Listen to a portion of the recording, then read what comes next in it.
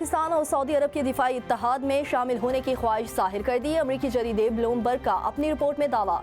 जरीदे ने लिखा, तुर्किया को पाक सऊदी दिफाई इत्तेहाद में शामिल करने के लिए तीनों मुल्कों के दरमियान मुआहदा जल्द मुतवक्की है। तीनों ममालिक के दिफाई इत्तेहाद से मशरिकी वस्ता और इससे बहुत आगे तक ताकत का तवाज़ुन तब्दील हो जाएगा। अमरीकी सदर की एक बार फिर ईरान को सख्त कार्रवाई की धमकी। व्हाइट हाउस में सहाफियों से गुफ्तगू में सदर ट्रंप ने कहा, अगर ईरान में लोगों को कत्ल किया गया तो अमरीका मुदाखलत करेगा। ईरान की सूरत हाल पर गहरी नजर रखी हुई है।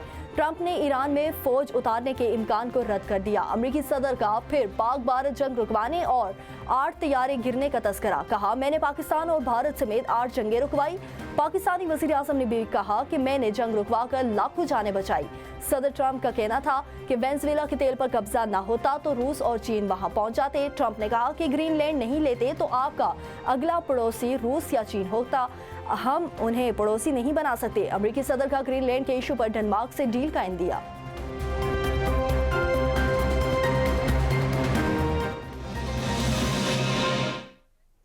अस्सलाम वालेकुम, आप देख रहे हैं एम न्यूज़ और मैं हूं अली शाबासी। न्यूज़ स्टूडियो से फिलहाल के लिए इतना ही। मज़ीद न्यूज़ और अपडेट्स के लिए देखते रहिए एम न्यूज़।